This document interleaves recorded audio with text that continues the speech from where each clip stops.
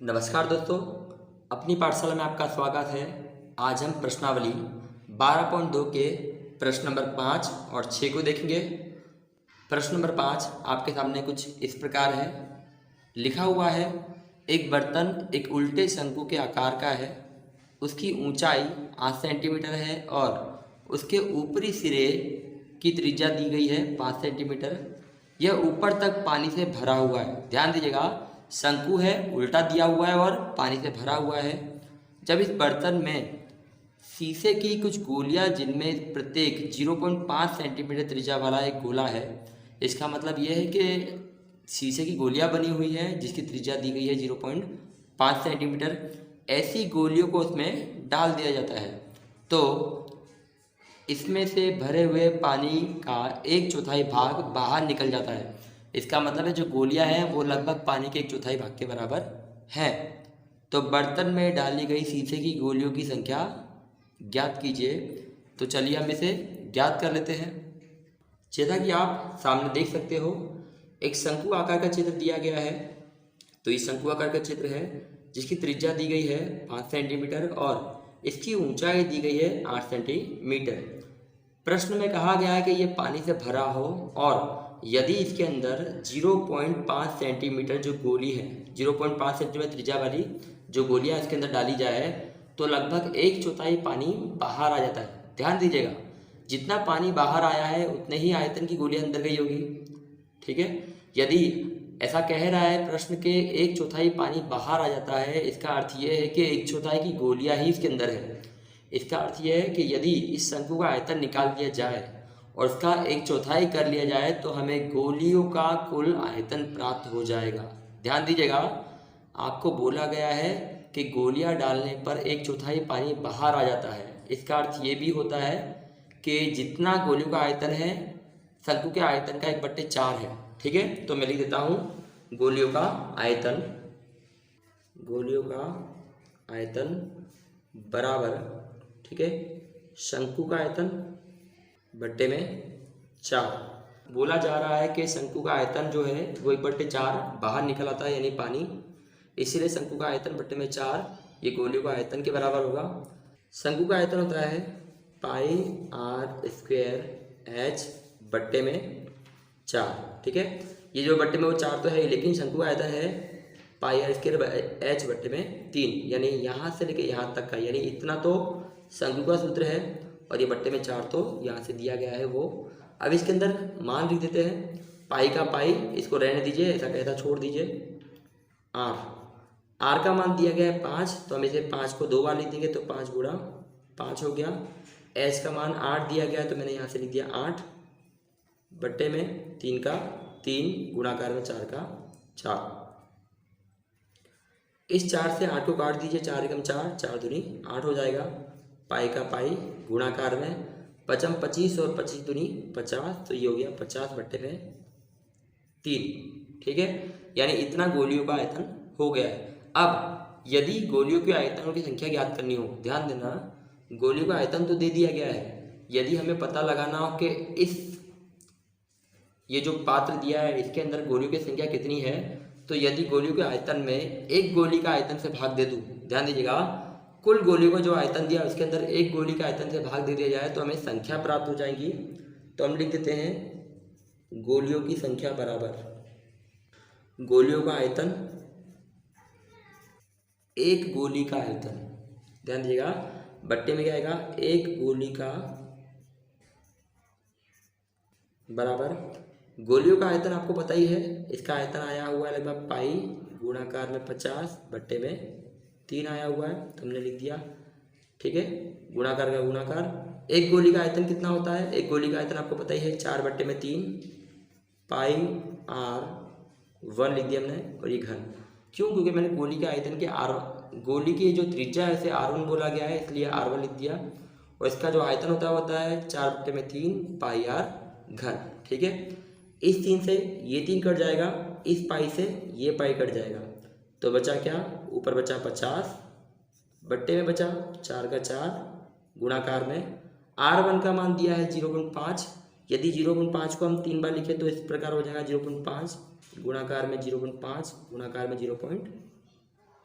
5, ठीक है, बराबर का बराबर, ये 50 का 50 हो जाएगा, 4 का 4। यदि पॉइंट के बाद एक संख्या दी गई है, पॉइंट को हटाना हो तो आपको पता है ऊपर 10 से गुणाकार करना पड़ेगा।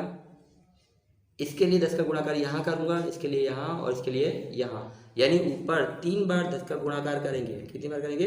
3 बार, जिसके कारण नीचे वाली जो पॉइंट वाली संख्या है वो सभी के सभी हट जाएंगी। तो 5 गुणाकार में 5 गुणाकार में 5 कुछ इस प्रकार प्राप्त होगा। चलिए अभी इसे काट लेते हैं। ये 5 का 5, 5 दूनी 10, 5 का 5, 5 दूनी 10, 5 का 5 और 5 दूनी 10, ठीक है। ये 4 हो गया और 2 दूनी 4 यहाँ से कट गया। ऊपर क्या बचा? 50 दूनी 50, 100, तो हम कर देंगे 100। यानी हम कह सकते हैं कि इस शंकु में, ये जो शंकु दिया गया आपको, उस शंकु में लगभग कितनी गोलियां भरेंगी? तो ऐसी 100 गोलियां होंगी, ठीक है। तो चलिए हम अब अगले प्रश्न की ओर चलते हैं। प्रश्न नंबर 6 आपके सामने कुछ इस प्रकार है।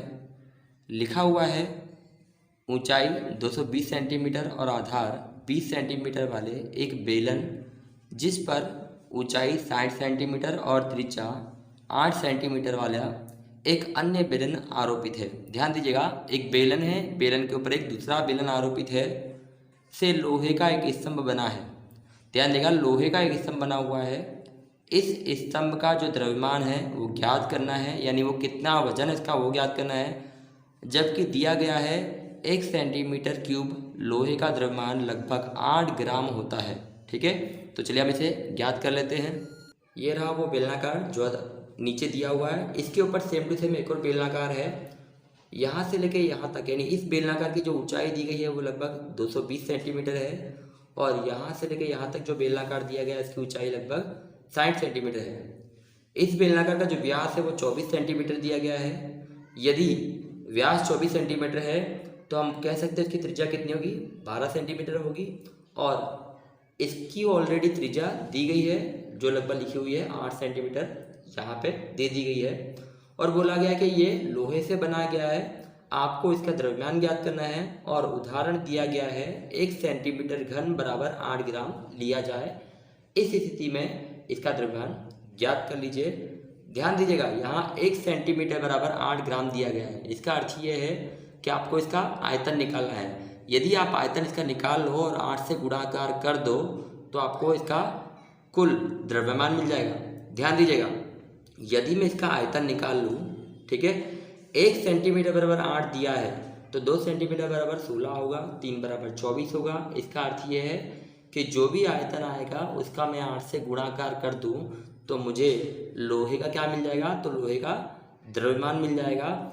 यदि हम चाहें तो डायरेक्ट इसका सूत्र लगा सकते हैं, लोहे का द्रव्यमान बराबर, ठीक है, इसका आयतन गुणाकार में 8, ठीक है। तो हम ऐसे भी कर सकते हैं। तो चलिए हम इसको डायरेक्ट कर लेते हैं। तो लिखेंगे लोहे का द्रव्यमान बराबर, लोहे का द्रव्यमान, ठीक है, बराबर ये जो भी स्तंभ है उसका आयतन लिखेंगे और गुणाकार में 8 कर देंगे। तो 8 कर दिया मैंने यहाँ, ठीक है, और कोष्टक में यानी गुणाकार में लिख देता हूँ मैं इस बड़े वाले बेलनाकार का आयतन प्लस छोटे वाले आयतन बेलनाकार का आयतन, ठीक है। तो मैं लिख दूंगा बड़े बेलनाकार का आयतन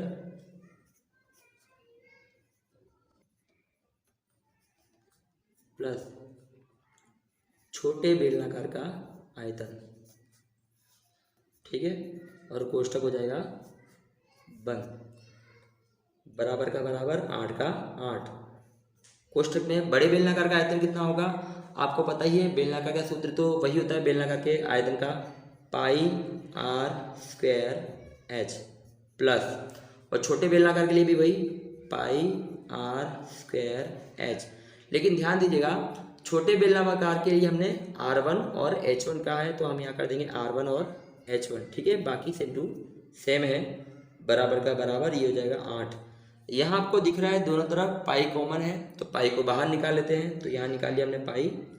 कोष्टक में क्या बच गया? तो बच गया है R1 का वर्ग, ठीक है, ये R का वर्ग प्लस ये हो जाएगा R1 का वर्ग और ये H, ठीक है। कीमत रख देते हैं, कुछ भी नहीं है, कीमत रख देते हैं कि गुणाकार कर देंगे तो हमारा आंसर आ जाएगा। ये बराबर का बराबर 8 का 8, पाई का पाई, कोष्टक में आर का मान कितना है, तो आर का मान 12 दिया था, तो हम 2 बार 12 लिख देते हैं, 12 गुणा 12। एच का मान कितना है, तो एच का मान 220 दिया था, तो हमने लिख दिया 220, प्लस R1 का मान दिया था 8, तो हम कर देंगे 8 गुणा 8, और जो H1 है उसका मान दिया गया है 60, तो हमने 60 लिख दिया और कोष्टक बंद। 8 का 8 कर देंगे, और पाई का मान दिया गया है 3.14, ठीक है। कोष्टक में 12 गुणा 12 गुणा 220, यानी जब आप इसका गुणाकार के करोगे तो आपको प्राप्त होगा 31680, ठीक है। ये प्लस का प्लस, इस 8 का गुणाकार 8 से कीजिए तो 64 हो जाएगा, 64 का गुणाकार जैसे 60 से करोगे तो लगभग आएगा 3840, ठीक है। अब आपको कुछ नहीं करना है, सबसे पहले इसका गुणाकार इससे कर देना है और इन दोनों को जोड़ देना है, और लास्ट में आपस में गुणाकार कर दोगे तो आपका इसका द्रव्यमान प्राप्त हो जाएगा। तो चलिए हम सबसे पहले इसका गुणाकार कर देते हैं। 8 का बड़ा 4 से बड़ा, तो 8 चौक 32, 32 की 2, हाथ से चढ़ी 3, 8 एकम 8, 8 और 3 11 हो जाएगा, 11 की 1, हाथ से चढ़ी, ठीक है 1, 8 3 24 और 1 25, यानी 25.12 आया। अब कोष्टक में आपको जोड़ना है 0 0 0 हो जाएगा, 8 4 12, 12 की 2, हाथ से चढ़ी 1, 1 और 6 7, 7 और 8 हो जाएगा 15, 15 की 5, हाथ से चढ़ी 1, 1 और 1 2, 2 और 3 हो जाएगा 5, ये 5 और लास्ट में 3, यानी लगभग 35,520। अब आपको इन दोनों गुणाकार करना है, 25.12 और 35,520 का जब आप गुणाकार करोगे तो लगभग आपको प्राप्त होगा 8922262, ठीक है, 0.4 ग्राम, यानी इतना लगभग ग्राम है प्राप्त हुआ है, यानी इसका जो वजन है वो लगभग इतना ग्राम है, लगभग आया है 8922262.4 ग्राम। यदि आपको इस ग्राम को किलोग्राम में बदलना हो तो इस पॉइंट को 3 अंक आगे लाना होगा, तो हो जाएगा 892.2624 किलोग्राम। इसका अर्थ ये है कि ये जो स्तंभ बना है वो लगभग इतने किलोग्राम से बना हुआ है। आपने हमारा वीडियो यहाँ पे देखा, उसके लिए धन्यवाद।